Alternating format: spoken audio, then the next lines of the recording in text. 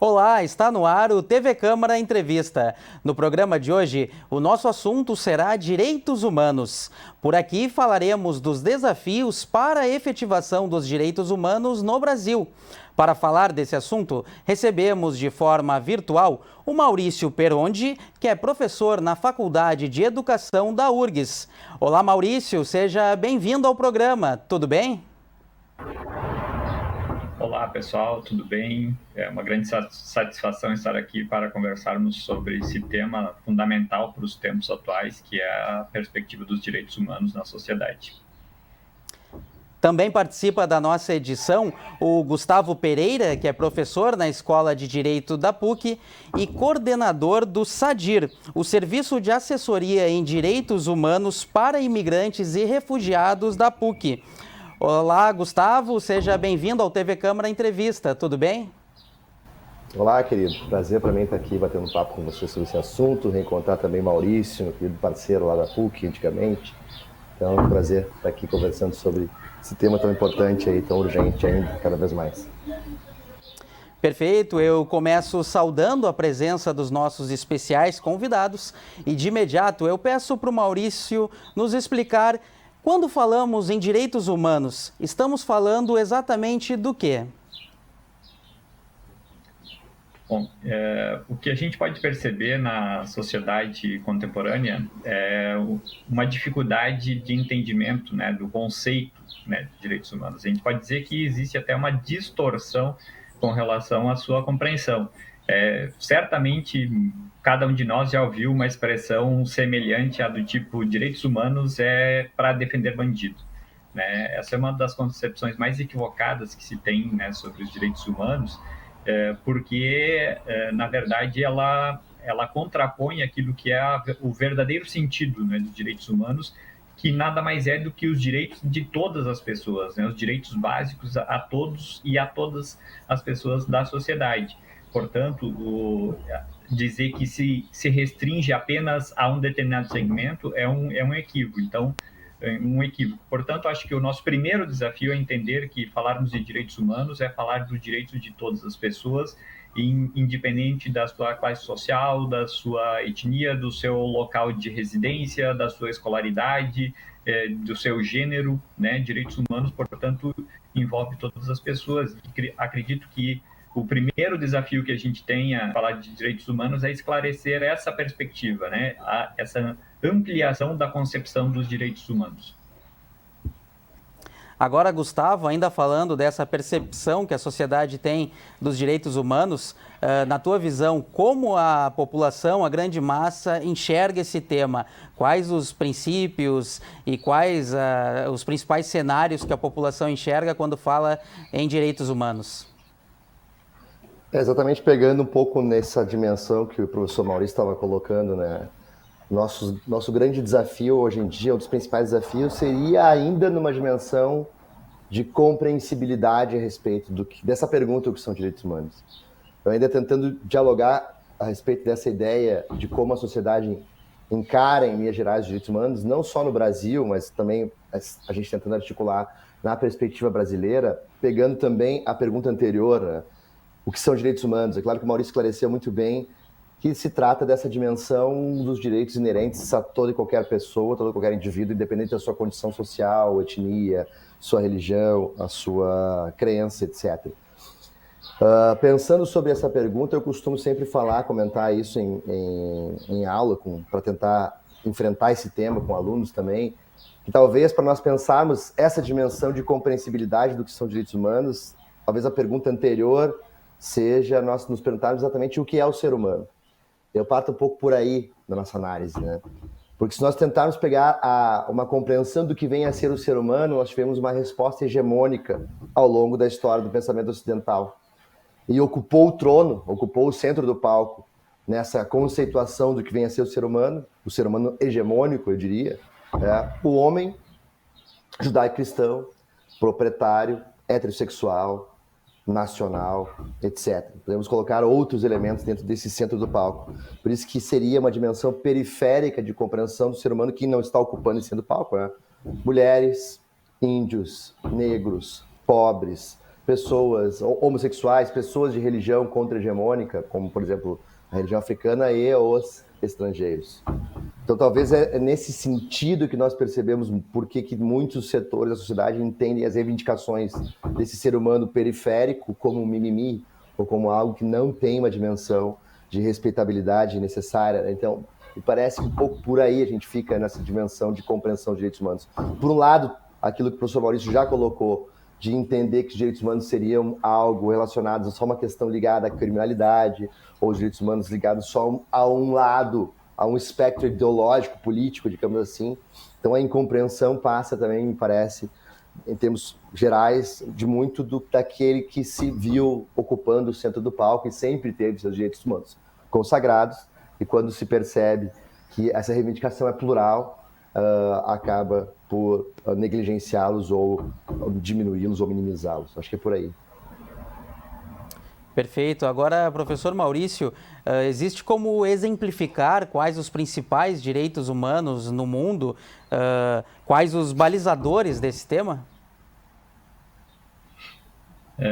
Então, os direitos humanos, a forma mais clássica, talvez, que a gente tenha conhecimento e que venha à nossa mente quando a gente fala sobre direitos, é talvez a Declaração Universal dos Direitos Humanos de 48, né, que aí a gente precisa lembrar, é no mundo que está estraçalhado logo após a Segunda Guerra Mundial, que teve um alto poder de destruição, né, bomba atômica, armas de destruição em massa, e aí o mundo se questionou sobre a possibilidade de sobrevivência do planeta naquele momento. Então, se cria então a ONU, a Organização das Nações Unidas, e se articula a Declaração Universal, né, dos Direitos Humanos, uma perspectiva de garantir os direitos a todas as pessoas naquele momento. Então, talvez essa seja a primeira noção que a gente tem, né, dos direitos básicos previstos ali para todas as pessoas em qualquer lugar do planeta, garantindo a vida e os direitos básicos.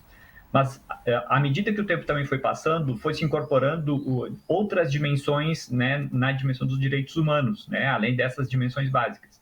Então, a gente fala de uma ampliação que se chama do DESCA, né, que são os direitos humanos, mas também são os direitos culturais, os direitos sociais, econômicos e também, recentemente, até os direitos ambientais, né? Porque percebendo tudo aquilo que envolve a vida no planeta, mas também a vida das pessoas, porque começou a se perceber que os direitos humanos tinham uma dimensão, talvez a gente poderia dizer, muito teórica ou muito ampla, universal, mas que não alcançava os sujeitos nas suas diferentes particularidades.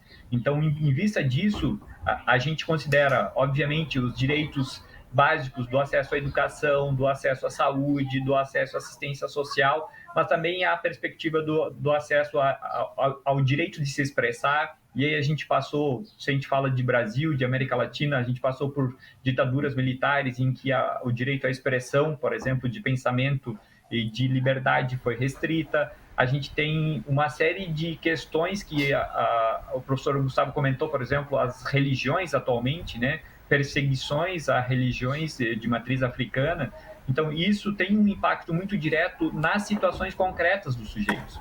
E aí se amplia a perspectiva de que esses direitos, eles não só têm que ser universais, né, amplamente difundidos, mas eles precisam estar localizados na perspectiva concreta de cada sujeito, nas suas dimensões cotidianas, né, a partir das suas identidades. Então, garantindo as questões de classe social, étnica, de gênero, de respeito e de garantir a vida dessas pessoas. Então, a gente pode dizer que houve uma ampliação dos direitos humanos que buscam contemplar praticamente todas as dimensões da vida dos sujeitos, né, para que a gente e todas as pessoas possam viver com dignidade, né? Essa é a busca principal, né, dos direitos humanos. E aí a gente fala muito, quando a gente fala de direitos humanos, do conceito de justiça social, porque o que isso seria?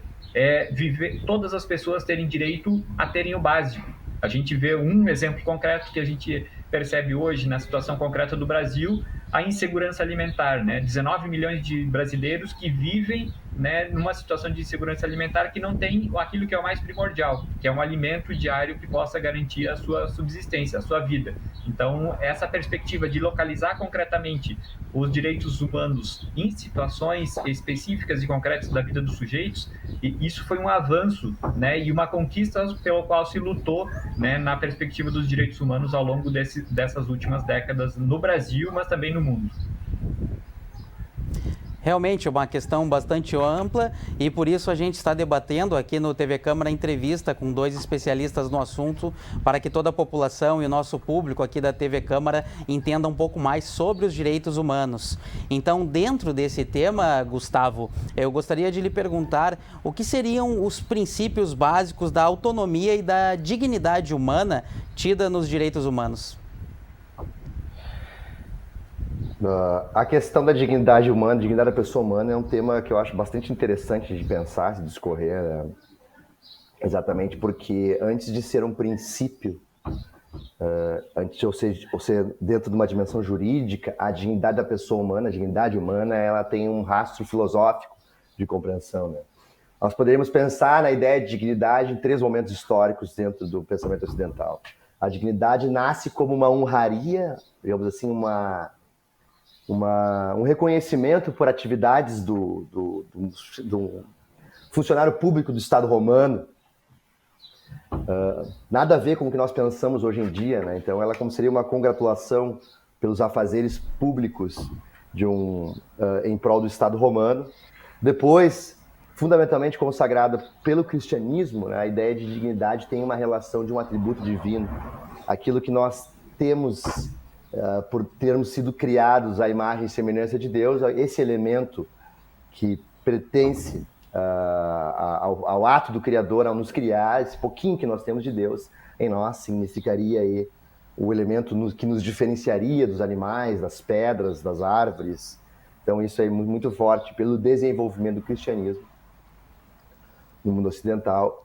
E, fundamentalmente, no mundo moderno, a percepção de Immanuel Kant, né, filósofo iluminista alemão, que vai atribuir a ideia de dignidade à capacidade de racionalidade do indivíduo. 3 momentos que nós pensamos na ideia de dignidade, para só posteriormente nós identificarmos a ideia de dignidade como um elemento ligado a alguma dimensão jurídica, né? O princípio da dignidade da pessoa humana, que está presente na Constituição Federal Brasileira, está presente na maior parte das constituições do mundo ocidental. Então, daí que nós partimos dentro de uma dimensão filosófica judaico-cristã no mundo ocidental, para nós termos um reconhecimento jurídico como um princípio. E falando de autonomia, né, o que seria um indivíduo autônomo?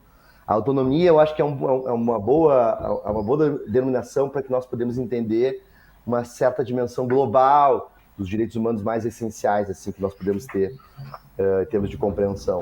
Porque, evidentemente, a autonomia, nós podemos pensar numa autonomia da razão, numa autonomia de compreensão de mundo, uma liberdade de expressão, uma liberdade de crença, tal qual o professor Maurício havia destacado anteriormente, que nós já tivemos muitos movimentos ao longo da nossa história quanto Brasil, onde a nossa dimensão de autonomia no que diz respeito à liberdade de opinião ter sido cerceada em momentos ditatoriais, mas também nós podemos pensar que essa autonomia ela depende também de elementos sociais, aqueles direitos econômicos, sociais e culturais, que se mostram também dentro de uma dimensão necessária de articulação entre aqueles direitos individuais e aqueles direitos que demandam uma ação do Estado, né, os deveres positivos do Estado, porque nós podemos pensar que eu só posso ter uma autonomia de compreensão de mundo, de compreensão de mim mesmo, ou de compreensão para ter percepções de vida onde eu possa escolher a minha profissão, onde eu possa escolher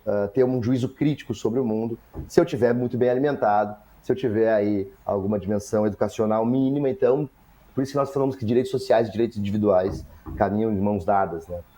É nesse sentido que eu vejo a dignidade sendo perfectibilizada no âmbito dos direitos humanos a partir de quando os direitos humanos concebem uma autonomia no sentido plural do indivíduo. Agora, professor Gustavo, o senhor falou de dignidade e também falou da questão da fome e anteriormente, na última resposta do professor Maurício, ele também tratou da questão da insegurança alimentar. Então, aproveitando que o senhor trabalha num núcleo que recebe imigrantes e refugiados, que trata dos direitos humanos, o que essas pessoas, principalmente esse grupo, fala quando chega ao Sadir que falta na questão de assistência social, de acolhimento aqui em Porto Alegre? É o que nós vemos no contexto migratório, que é uma pauta que eu trabalho há muitos anos, seja como advogado ou seja como pesquisador, junto com na atuação também do grupo do Sadir, é que uma demanda cada vez mais por acesso à empregabilidade. Exatamente a questão do desemprego é uma questão que assola os brasileiros e também, evidentemente, os migrantes no Brasil. E é claro que, alinhado a essa dimensão laboral, nós vemos aí acompanhada a questão da fome. Mas não só, e como a questão de acesso à saúde, que nós vemos de muitas reivindicações, é o quanto o acesso à saúde pública para os imigrantes, ele acaba, são os relatos que eles nos colocam, né? Além dessa questão do emprego, a saúde pública, ela acaba, parece, tendo maior dificuldade de acesso do que os próprios brasileiros, né? Os relatos são muitos no sentido de adiamentos e que eles estão lá em situações gravosas e mandam eles voltarem no dia seguinte, aparentemente muito por uma dificuldade com a língua em relação à comunicação, né? De imigrantes que são haitianos, senegaleses, venezuelanos, fundamentalmente, que é onde eu mais o Sadir acaba atuando nessas linhas de frente, né? Então, tudo isso acaba se tornando uma reivindicação maior, cada vez maior, da população migratória em situação de vulnerabilidade no país. E, evidentemente, a gente não pode deixar de analisar isso, que tem um contexto de um agravamento das questões sociais do Brasil em virtude da pandemia, mas na questão migratória, especificamente, a gente não pode deixar de destacar também que isso se trata de uma declarada não bandeira do governo federal atual. O governo federal atual, ele já, antes da eleição, já deixava claro a sua percepção em respeito a imigrantes e refugiados, né? Então, é tudo uma questão que vai acabar repercutindo, evidentemente, numa questão alimentar e sanitária. Aproveitando que o Gustavo tocou nesse assunto do setor público, das ações governamentais, eu pergunto para o professor Maurício, como você enxerga esse cenário de assistência social aqui em Porto Alegre e as ações do poder público voltadas para esses grupos de pessoas mais vulneráveis? É ótima essa reflexão, né? Porque a gente não tem como falar de direitos sem falar do Estado, né, e sem falar das políticas públicas.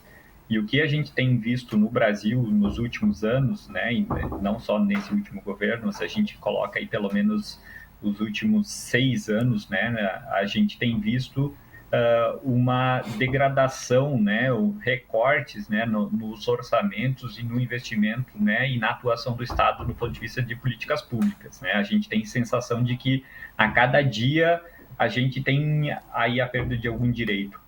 E isso tem se impactado muito fortemente, né, a atuação nessa dimensão das políticas sociais. E aí as grandes reformas que têm sido introduzidas no contexto brasileiro, elas têm impactado de maneira significativa. Se a gente pega, por exemplo, a reforma trabalhista, né, se a gente pega a lei da terceirização, se a gente pega a reforma do ensino médio, né, que são reformas que justamente impactam numa perspectiva de inserção e de garantia de direitos dos sujeitos na sociedade.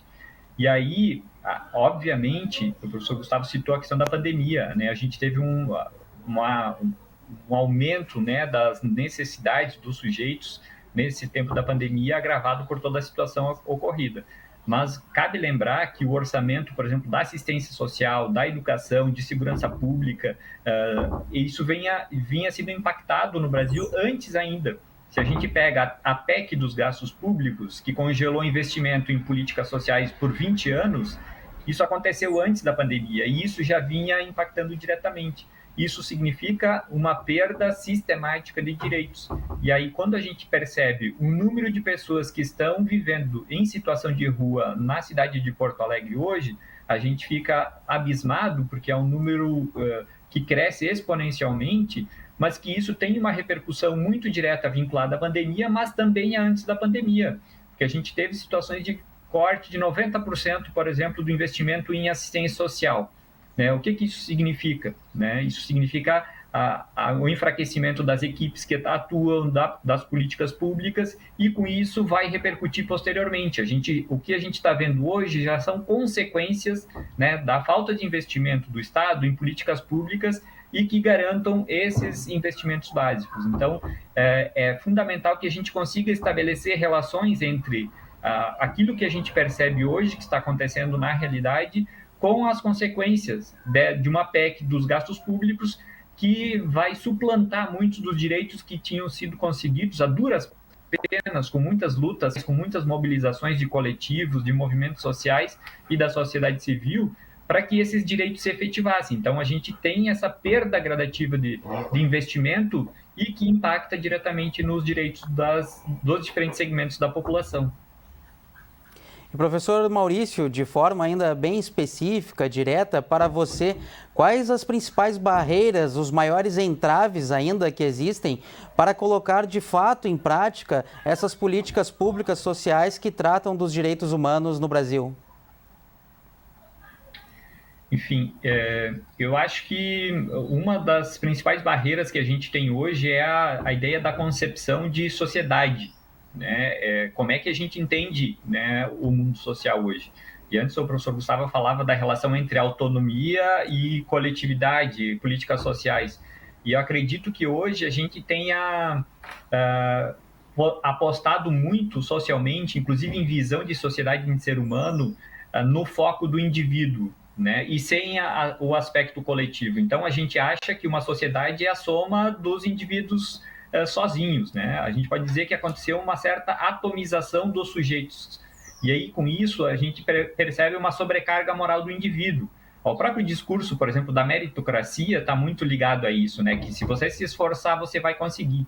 E isso é um discurso que ele é muito capcioso, porque por mais que a gente perceba indivíduos se esforçando, trabalhando aí de sol a sol praticamente, trabalhando a duras penas para conseguir ter uma subsistência básica, muitas vezes não consegue, porque coletivamente, ou seja, socialmente, nós não temos isso colocado. Então, por exemplo, quando a gente coloca uma ideia de privatização de bens e serviços básicos da população, a gente aqui acaba incorrendo num erro social de que a gente acha que é só um indivíduo se esforçar que ele vai conseguir, quando, na verdade, a gente precisa estabelecer que a sociedade como um todo é que precisa se pensar e que a gente não pode excluir determinados segmentos da população. E aí, em vista disso, a gente acaba buscando benefícios próprios ou para grupos com os quais eu estou ligado.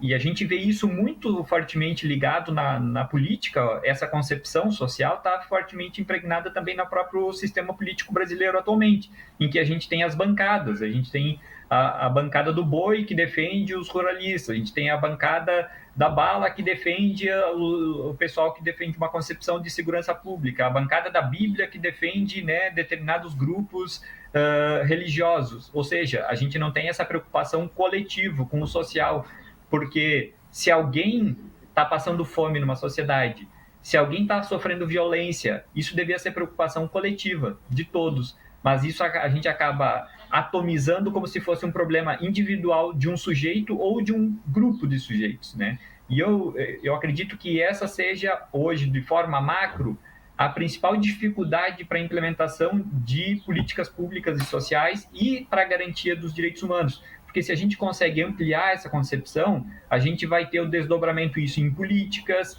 em leis, em orçamentos, em equipes que vão trabalhar em políticas públicas para garantir o quê? A cidadania. Outro conceito importante para quem trabalha, né, com os direitos humanos é garantir a cidadania, para que todos os sujeitos tenham acesso aos bens básicos para a sua subsistência e para a sua dignidade. Isso seria fundamental. Agora, professor Gustavo, falando um pouco da legislação brasileira, a gente sabe que muito se fala em direitos humanos e nos últimos anos muito se discursa em bancadas públicas sobre esse tema. Mas, de fato, qual a real importância de garantir esses direitos por meio da legislação, por meio das leis em todas as esferas? Eu vejo assim que nós temos um aparato legislativo a respeito de direitos humanos, é fundamental, é importante, mas é um primeiro passo. Exatamente porque, como o Maurício muito bem descreveu, a questão muito mais primordial do que nós temos uma legislação é nós temos vontade política. Porque se nós pegarmos a nossa Constituição Federal, ela é uma das constituições mais sociais que nós temos no mundo ocidental, né? Nós temos uma série de elementos que garantem saúde, educação, lazer, moradia, em uma série de respeitos fundamentais à privacidade, elementos ligados à individualidade do sujeito. Mas o que nós temos, fundamentalmente, é uma dificuldade de pô-la em prática, exatamente por uma série de questões complexas que nós referimos, que envolve a concepção dos indivíduos em relação aos direitos humanos, que envolve uma falta cada vez maior, galopante maior, do Estado batendo em retirada das suas incumbências sociais, cada vez mais. Então, nós vemos aí o Estado tentando a União tentando negociar com os Estados, desde que os Estados ofereçam um plano de privatizações, que o Maurício muito bem descreveu. Então, em termos de legislações, o que não falta para nós, legislações aqui, PS legislações seja o primeiro passo. Nós temos uma Constituição robusta, nós temos mecanismos muito sofisticados de tentar burlar elementos constitucionais previstos, como as próprias reformas trabalhistas e reforma da Previdência, como o professor Maurício já havia destacado. Nós temos uma série de tratados internacionais reconhecidos pelo próprio Estado brasileiro, que acabam se tornando insuficientes em termos políticos, mas, evidentemente, como a pergunta é centrada na questão legislativa, eu vejo assim que nós temos boas leis, nós temos principalmente a Constituição Federal e tratados internacionais reconhecidos pelo país, que dão já todo o alicerce normativo para que o país tenha aí um endereçamento maior dos seus olhares em prol dos direitos humanos.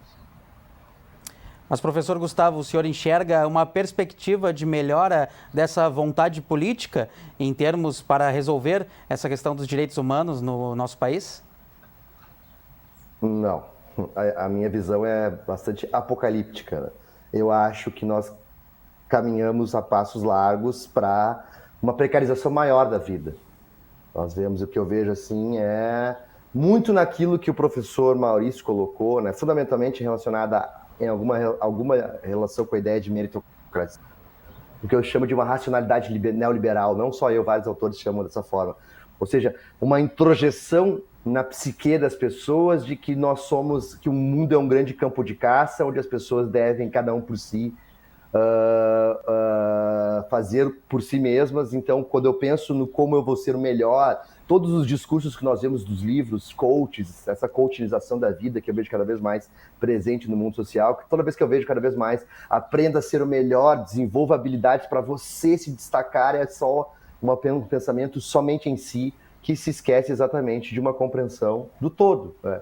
Então, para mim, esse é o grande passo, né? O quanto a racionalidade neoliberal ela conseguiu cooptar corpos e mentes em termos planetários, mas falando só em termos de Brasil, cada vez mais esse discurso da auto-reinvenção e da autodimensão de responsabilização por si só, que vai acabar sendo a política de Estado. A política de Estado é neoliberal. Então é por isso que eu tenho uma percepção bastante triste em relação ao futuro dos direitos humanos no país.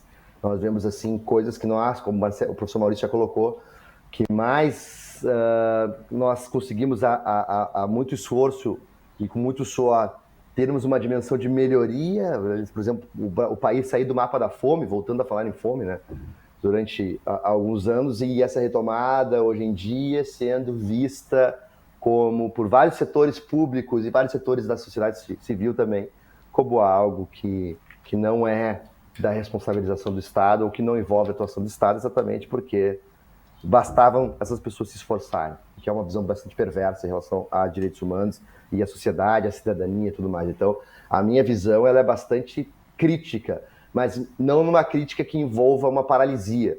É uma crítica que coloca em movimento, porque eu vejo assim que estarmos aqui agora pensando sobre isso, discutindo sobre isso, debatendo sobre isso já é uma ação, e o pensamento já é pensar e agir. Então, nesse sentido.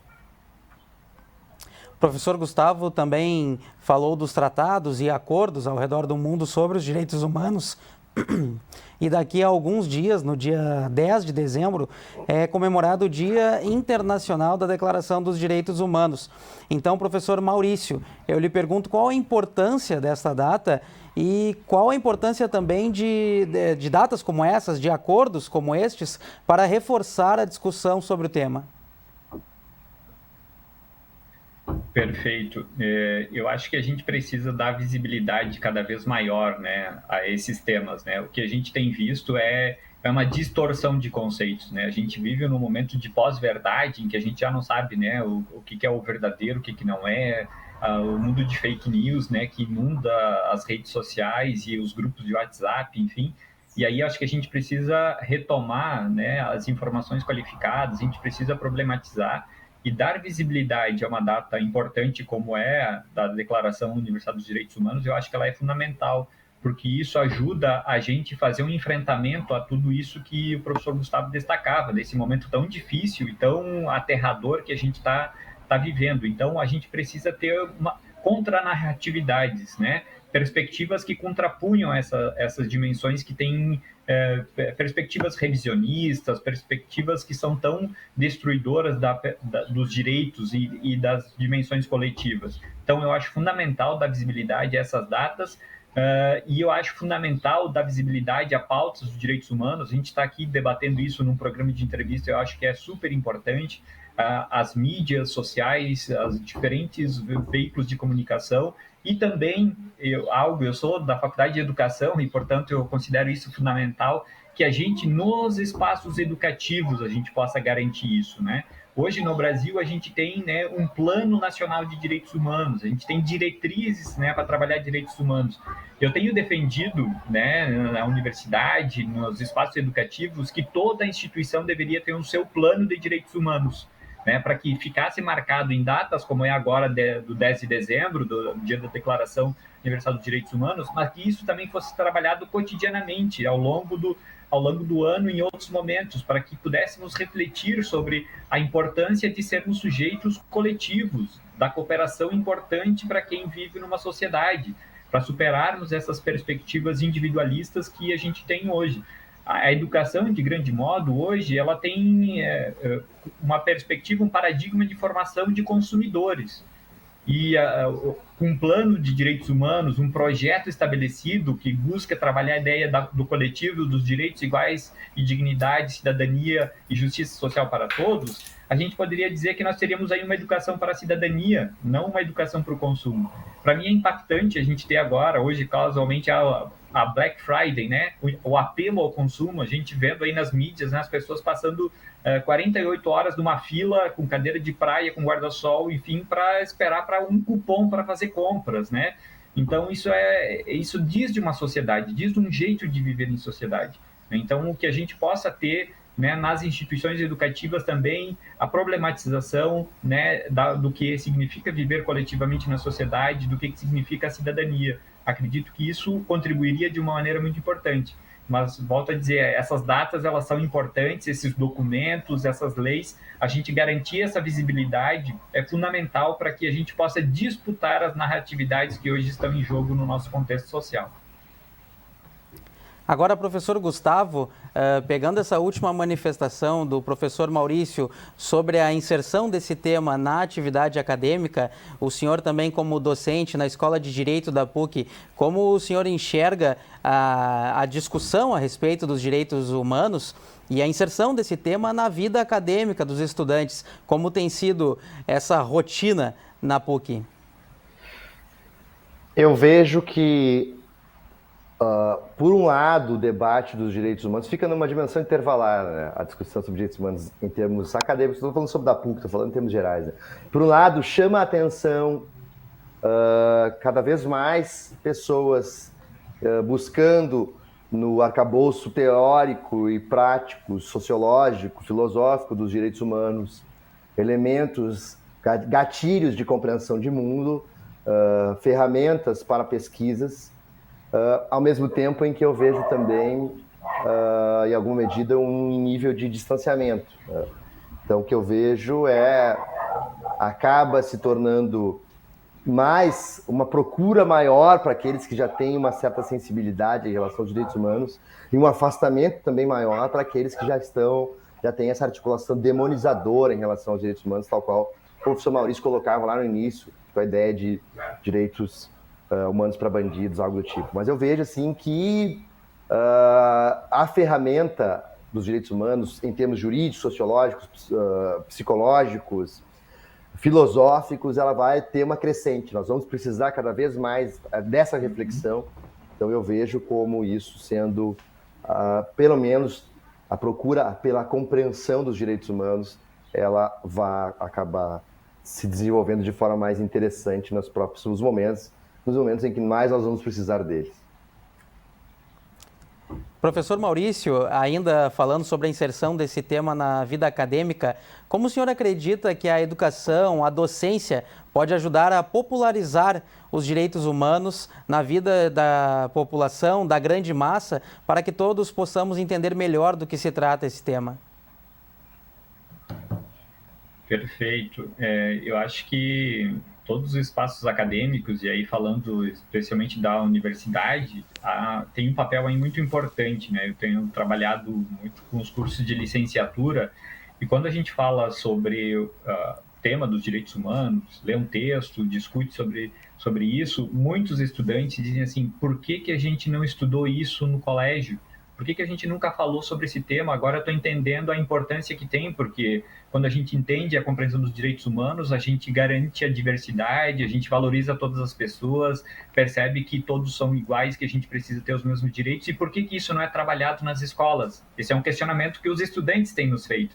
E por isso que a gente tem trabalhado muito nessa perspectiva de formar esses novos professores e professoras que estão aí nas universidades hoje, também com essa perspectiva, né? Porque aquele velho ditado, né? Ninguém não dá aquilo que não tem. Então, como é que professores que estão saindo aí, né, licenciandos e licenciandas da universidade vão trabalhar esse tema nas escolas, se isso também, eles não têm esse trabalho? Então, acho que é preciso um esforço coletivo também dos espaços educativos, das universidades para trabalhar esse tema, porque eu diria o seguinte, há uma sensibilidade, principalmente com os jovens, né, para trabalhar esse tema, quando se entende a real compreensão, né, dos direitos humanos. E concordo com o Gustavo, esse tema, tal como foi lá depois da Segunda Guerra Mundial, né, países destroçados pela guerra, destruição humana, destruição social, vem a articulação dos direitos humanos. E o momento que a gente está passando agora é de tamanha destruição do ponto de vista de impacto social, com a pandemia, com o empobrecimento da vida em diferentes sentidos, a vida humana sendo tão degradada, né? A gente sim vai ter um aumento pela procura e também pela necessidade que a gente vai ter de restabelecer os pactos sociais, né? De garantir a cidadania para as pessoas. Então, acredito que esse é o movimento, né? De a gente fazer esse trabalho coletivo, ele é um trabalho social. Então, eu percebo que é um esforço que todos faremos, né, nesse tempo próximo, assim, buscando a ampliação dessas perspectivas, né, com o entendimento do que significa os direitos. E isso vai ser tão interessante, porque quando a gente garante um direito de determinados grupos, todo mundo ganha com isso, né? A gente pode ver isso na questão da violência. A gente acha que a violência ela é apenas um sintoma individual, que é algo do indivíduo que comete um crime, um ato infracional, mas que isso está relacionado a outros fatores. E quando um sujeito melhora, ou um grupo de sujeitos melhora na perspectiva do direito da sua cidadania, toda a sociedade melhora. E acho que essa é a perspectiva que a gente precisa entender e incrementar de uma maneira mais efetiva socialmente. E professor Gustavo, ainda falando do preparo do corpo docente a respeito do discurso sobre os direitos humanos, eu lhe pergunto se as gerações mais novas dentro da vida universitária, da vida acadêmica, estão mais sensíveis à percepção dos direitos humanos e aceitando um melhor recebimento desse tema dentro das salas de aula. Eu vejo que sim, eu entendo que sim. Eu acho que vem sendo, por mais que nós tenhamos todas essas incompreensões em relação aos direitos humanos, que foi destacado por mim e pelo professor Maurício, eu vejo que sim. Eu vejo que, fundamentalmente, o tema vem sendo debatido de forma mais intensa e, exatamente por esse motivo, vem tornando essa discussão um pouco mais acirrada, exatamente também em virtude da polaridade política que nós vivemos em termos globais, mas fundamentalmente em termos nacionais, né? Mas eu vejo que, pelo menos, a discussão está na pauta e eu não vejo mais, como já havia há algum tempo atrás, uma negativa em relação a essa discussão. Ela existe, ela está aí, a discussão sobre direitos humanos está aí. O que nós temos são pessoas que têm uma dimensão crítica em relação aos direitos humanos, exatamente por uma incompreensão do que eles possam vir a ser, mas que não negam que a discussão esteja na pauta comum. Então eu vejo que o espaço para a discussão sobre direitos humanos tornou-se maior, tornou-se mais intensificado, mais reivindicado também, em que pese o acirramento dessa discussão também se mostre cada vez mais intenso. Nós estamos chegando nos últimos minutos do nosso programa, mas antes eu gostaria de saber do professor Maurício quais as suas principais decepções a respeito desse tema, dos direitos humanos, e também qual a sua principal esperança a respeito desse debate para os próximos anos, para um período curto aí de discussão. Talvez das decepções, né, eu poderia dizer que como os grandes meios de comunicação, como a mídia e como as instituições têm trabalhado, né, a perspectiva dos direitos humanos, né, de forma muitas vezes distorcida ou também com a invisibilização do tema, né, não pautando, não colocando em discussão, não colocando a importância, né, sobre o tema dos direitos humanos, né. Então isso acaba aí trazendo certamente uma defasagem, né, na implementação de direitos, enfim. E também acho que dizer que isso também não é por acaso, né? Por que as instituições sociais, as diversas, né, instituições sociais hegemônicas da nossa sociedade não trabalham isso, ou às vezes até distorcem o tema dos direitos humanos?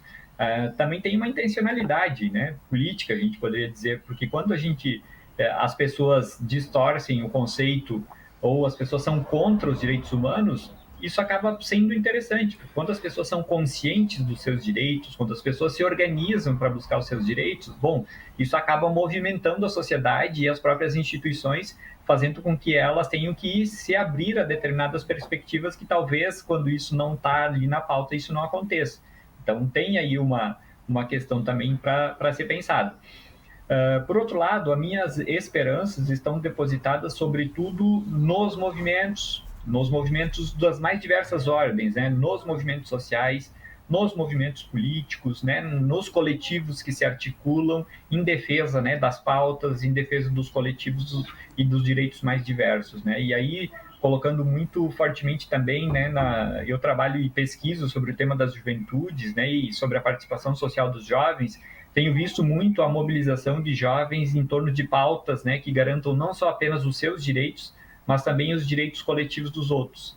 E não é por nada que a gente tem tido aí uma repercussão muito grande das juventudes nas pautas coletivas nos últimos tempos. Se a gente olha agora, acontecida há 2 semanas, a COP26, né, o destaque que teve vários jovens, 25 mil pessoas participando, e muitos eram jovens, né, e algumas jovens, assim, com um destaque internacional, a Malala, que é já mais conhecida, a Greta Thunberg, com a questão do clima, enfim, outras também brasileiras, né, Alice Pataxó, que discursou lá, uma jovem indígena, né, que teve uma repercussão muito grande na COP26, e não é por nada que, pela primeira vez na história, nos últimos 10 anos, nós tivemos a Malala, em 2014, que ganhou o Prêmio Nobel da Paz, a primeira vez que uma jovem mulher ganhando prêmio. E a Greta Thunberg, com 16 anos, foi indicada 2 vezes para o Prêmio Nobel, em 2019 e 2020. Então, eu percebo aí, elas são só ícones que representam muitos coletivos, muitos jovens que têm se mobilizado, né, pelas questões coletivas, né? Então, eu acredito muito, né, nessa força juvenil, né, e percebo que é uma esperança muito grande que a gente tem hoje na sociedade. Agora, professor Gustavo, também para finalizar a sua participação, Qual a principal sensação, seu sentimento ao trabalhar com esse tema e por que devemos continuar debatendo, discutindo e falando em direitos humanos, assim como estamos fazendo aqui no nosso programa? A minha satisfação em trabalhar com o tema é uma satisfação que eu vejo assim de uma vida endereçada ao outro. Eu acho que é um pouco por aí que a discussão sobre direitos humanos me envolve, né? É uma discussão de pensar para além de si mesmo e como, então, na parte prática dos direitos humanos, perceber, ao mesmo tempo, uma angústia de não conseguir satisfazer os anseios da população migratória, que é a população que eu mais atuo, na medida em que, para assentar exatamente todos os seus direitos, mas ao mesmo tempo dessa frustração também dá espaço para uma dimensão de um prazer particular, pessoal, não só meu, mas das pessoas que atuam comigo no grupo, os estudantes que atuam comigo no grupo, de também estar fazendo algo para além de si mesmo. Eu acho que é um pouco por aí, né? Numa dimensão onde nós vemos tantos discursos que pregam o isolamento, o individualismo, como o professor Maurício colocou, fazer algo relacionado ao outro, endereçar a vida ao outro, me parece um caminho interessante de se viver, uma estética da existência interessante de se escolher. Então, de minha parte, o que eu sinto seria nesse sentido e vejo que a sensibilização, a tarefa dos direitos humanos na sensibilização de pensar o mundo para além de si mesmo é fundamental, né? Então, daí que vem a minha esperança. A mesma que a minha esperança seja carregada de elementos apocalípticos, como eu tentei demonstrar aqui. Eu não tenho nenhum tipo de percepção adocicada, entusiasmada em relação a um futuro mediano relacionado aos direitos humanos em nível internacional e também em nível interno, mas eu vejo como também algo que deva, essa circunstância de dificuldade seja algo que deva nos mover em prol de construção de horizontes para um mundo melhor. Perfeito, e com isso nós vamos nos despedindo da nossa audiência. Eu agradeço aos nossos especiais convidados, o Maurício Perondi, que é professor na Faculdade de Educação da URGS. Obrigado, Maurício, pela participação. Obrigado pelo espaço, pela oportunidade, né? E acho que grande parte do movimento que a gente faz socialmente é isso, nos colocarmos em discussão, refletirmos coletivamente para buscarmos as soluções sociais, né? Numa perspectiva que cada vez mais enfoca o individual, né? A gente buscar o coletivo, isso é lutar pelos direitos, né? Então, que a gente possa continuar e agradecer aqui a TV Câmara pelo espaço e também parabenizar por pautar esse tema tão importante na sua discussão. Obrigado e um grande abraço a todos e todas. Também fica o nosso agradecimento especial ao Gustavo Pereira, que é professor na Escola de Direito da PUC. Obrigado, Gustavo. Obrigado, eu que agradeço o espaço, eu que agradeço aí nós temos dialogando sobre esse tema tão importante e a companhia, mesmo que virtual, do meu querido amigo Maurício. Então, eu que agradeço. O TV Câmara Entrevista de hoje fica por aqui. Para acompanhar mais detalhes da nossa programação, fique de olho nas nossas redes sociais. Obrigado pela sua companhia. Até a próxima edição.